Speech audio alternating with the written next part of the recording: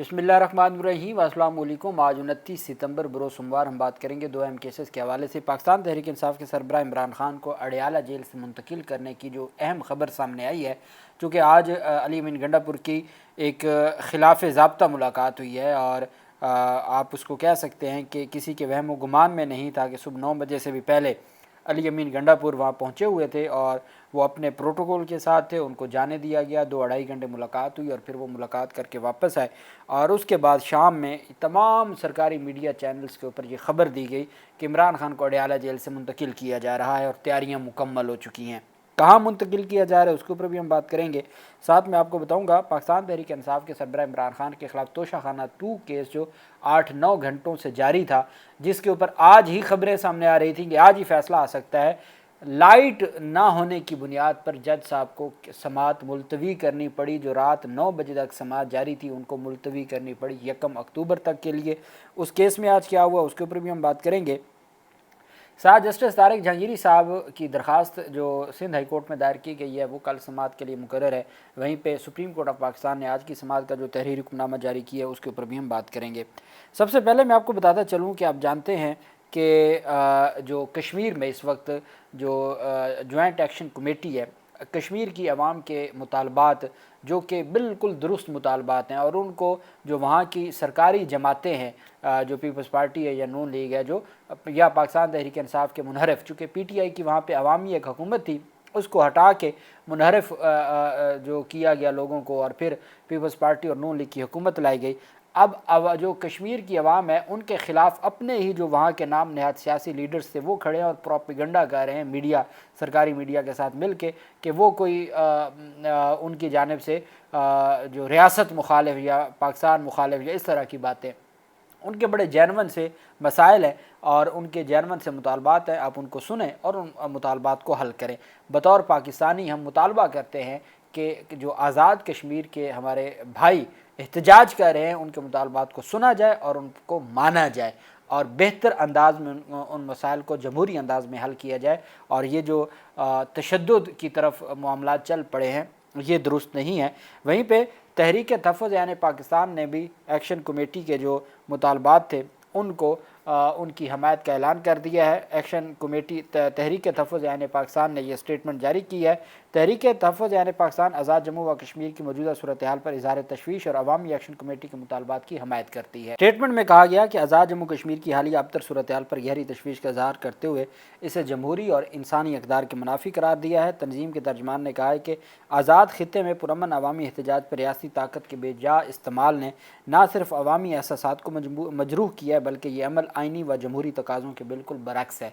तर्जमान ने कहा कि पुलिस गर्दी के वाक़यात निहत्ते मुजाहिरीन पर तशद्दुद और फायरिंग के नतीजे में बेगुनाह शहरियों का ज़ख्मी और शहीद होना निहायत अफसोसनाक और काबिल मज़म्मत है।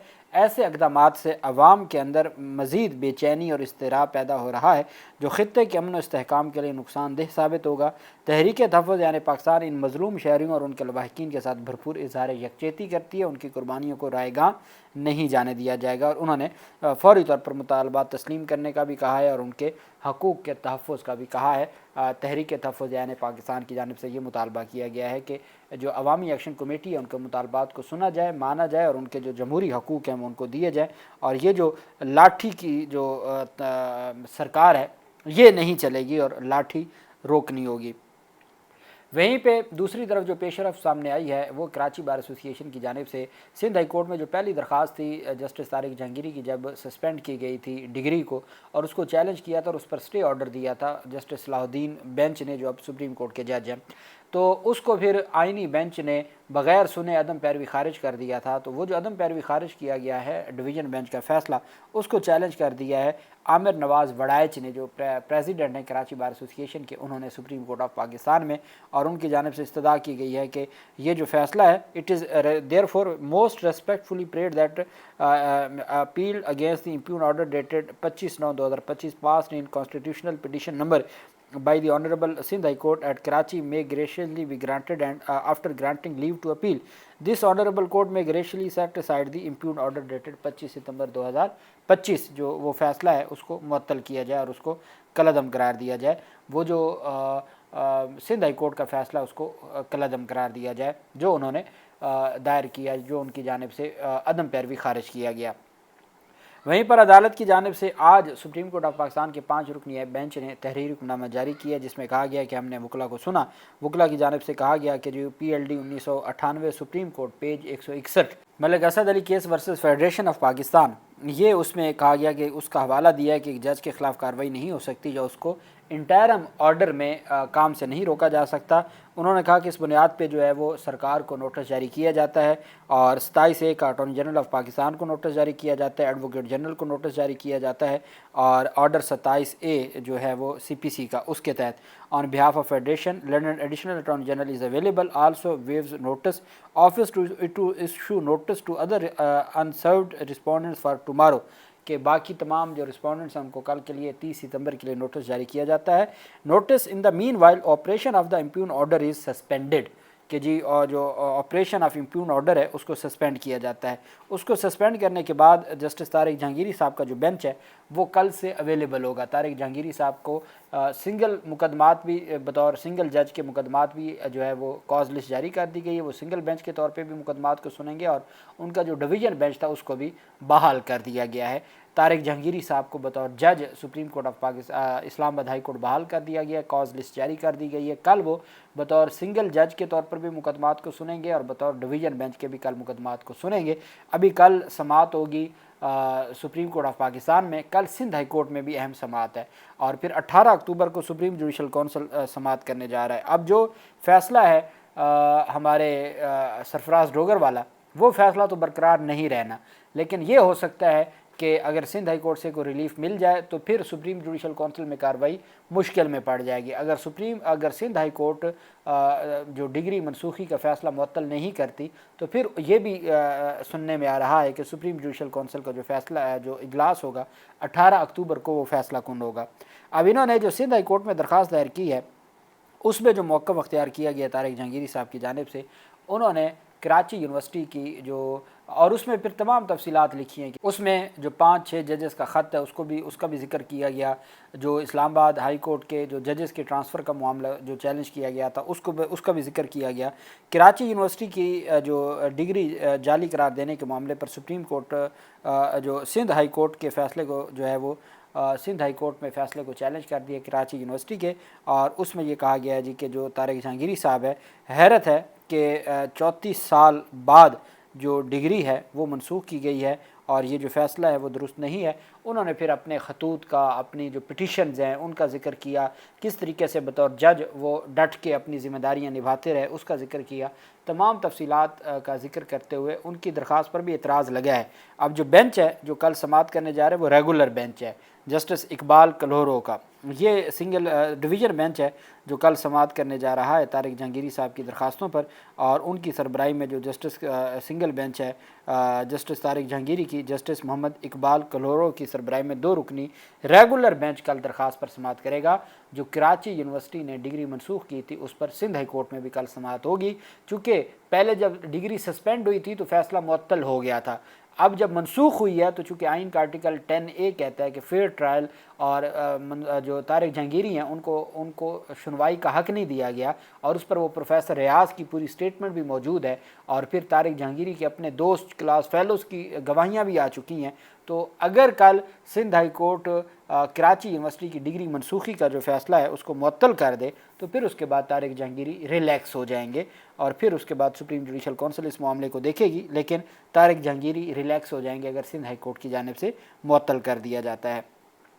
پاکستان تحریک انصاف کے سربراہ عمران خان کے خلاف جو توشہ خانہ کا کیس ہے وہ 2 دفعہ تو پہلے بجلی گئی، لائٹ بند ہوئی اور کیس میں سماعت آگے نہ بڑھ سکی، لیکن 8-9 گھنٹے طویل جو ہے وہ سماعت جاری رہی۔ جج شاہ رخ ارجمن نے، عمران خان کے وکیل نے نیب کے جو تفتیشی افسر ہیں محسن ہارون پر جرح جاری تھی کہ بجلی چلی گئی، اور آج ہی عدالت میں منطقی انجام تک اس مقدمے کو پہنچانا تھا لیکن لائٹ چلی گئی۔ بجلی بند ہونے کی وجہ سے جج صاحب کو سماعت 1 اکتوبر تک ملتوی کرنی پڑی۔ رات کے 9 بجے تک تقریباً 9 گھنٹے مسلسل سماعت جاری رہی، اور آج اس کو ابھی آگے چلانا تھا کہ بجلی چلی گئی، لائٹ بند ہو گئی، جس کی وجہ سے جج صاحب کو 1 اکتوبر تک ملتوی کرنا پڑا۔ اور عمران خان کے وکلاء نے ابھی بھی دلائل ان کے جرح جاری ہے، اور جو نیب کے پروسیکیوٹر ہیں محسن ہارون، اس پر عمران خان کے وکلاء کی طویل کئی گھنٹوں سے جرح جاری رہی، اور عمران خان بشرا بی بی بھی کمرہ عدالت میں موجود رہے، اور عمران خان کی فیملی بھی موجود تھی اور بشرا بی بی کی بھی فیملی موجود تھی۔ اب 1 اکتوبر یعنی پرسوں کے لیے سماعت ملتوی کی گئی ہے۔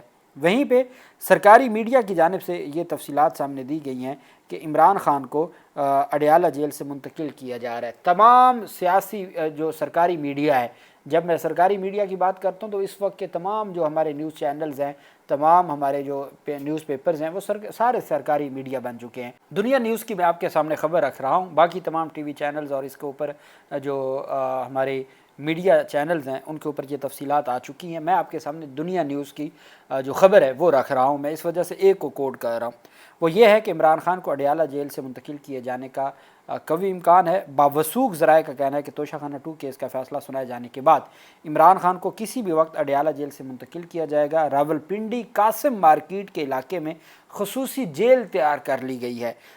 جیل کے تمام انتظامات اور ضروری قانونی تقاضے بھی مکمل کر لیے گئے ہیں۔ عمران خان کے ساتھ بشرا بی بی کو بھی خصوصی جیل منتقل کیے جانے کا امکان ہے۔ خصوصی جیل میں 40 افراد پر مشتمل جیل عملہ 31 جولائی سے تعینات بھی ہو چکا ہوا ہے۔ خصوصی جیل کی ذمہ داری ڈی ایس پی پریزن کو سونپ دی گئی ہے۔ اٹک، چکوال اور جہلم کی جیلوں سے قریباً 40 افراد پر مشتمل عملے کا راولپنڈی بھی تبادلہ کر دیا گیا ہوا ہے۔ D I G Rawalpindi region Rana Rauf نے عملے کے تبادلے کا نوٹیفکیشن بھی جاری کر دیا ہے۔ رانا رؤوف نے خصوصی جیل کے لیے سیکیورٹی اور نگرانی کا طریقہ کار بھی وضع کر دیا گیا ہے۔ 40 افراد پر مشتمل جیل عملہ 24 گھنٹے خصوصی جیل میں تعینات رہے گا۔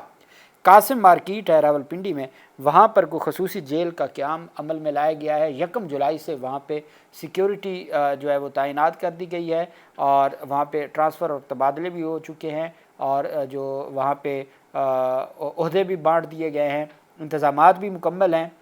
توشہ خانہ 2 کیس میں سزا کے بعد عمران خان اور بشرا بی بی کو وہاں منتقل کر دیا جائے گا۔ آج آپ جانتے ہیں کہ علی امین گنڈا پور کی ملاقات ہوئی ہے، اور وہ صبح سویرے ہوئی ہے۔ سلمان اکرم راجہ سے جب سوال پوچھا گیا کہ یہ ملاقات کیسے ہو گئی، وہ کہتے ہیں یہ گنڈا پور سے پوچھیں کیسے ہو گئی ہے۔ تو خیر 2-2.5 گھنٹے کی ملاقات تھی، اور ایک سینئر صحافی کی جانب سے یہ بھی کہا گیا ہے کہ عمران خان سے ملاقات کے بعد نصرت جاوید جو سینئر صحافی ہیں وہ یہ دعویٰ کرتے ہیں کہ عمران خان سے ملاقات کرنے کے بعد جو علی امین گنڈا پور کی عمران خان سے اڈیالہ جیل میں طویل ملاقات ہوئی، کہتے ہیں کہ جس کے بعد سے علی امین کے تمام موبائل نمبرز بند ملے۔ آخری خبر یہ آئی تھی کہ وہ خیبر پختونخوا ہاؤس گیا، جہاں انہوں نے اپنا کمرہ لاک کر لیا تھا کہ میں تھکا ہوں، لیکن پھر خبر آئی کہ وہ وہاں سے بھی چلے گئے۔ اطلاعات یہ آ رہی ہیں کہ عمران خان سے ملاقات کے وقت علی امین گنڈا پور پریشان لگ رہے تھے۔ وجہ یہ بتائی جا رہی ہے کہ عمران خان پشاور جلسے سے خوش نہیں تھے۔ میرے خیال میں اگر یہ بات ہے تو اس کا مطلب یہ ہے کہ عمران خان نے علی امین گنڈا پور کی بھی وہی کی ہے جو اس صحافی کی ہے، جو مذمتی قرارداد لے کے قومی اسمبلی پہنچا ہے، جس کی وجہ سے پھر علی امین گنڈا پور کو بھی پریشانی ہے۔ اور اب یہ بھی خبریں سامنے آ رہی ہیں کہ عمران خان کو اڈیالہ جیل سے منتقل کیا جا رہا ہے، اور یہ خود سرکاری ذرائع خود خبریں دے رہے ہیں۔ اللہ پاک پاکستان کا حامی و ناصر ہو۔ بہت شکریہ۔ اللہ حافظ۔ پاکستان زندہ باد۔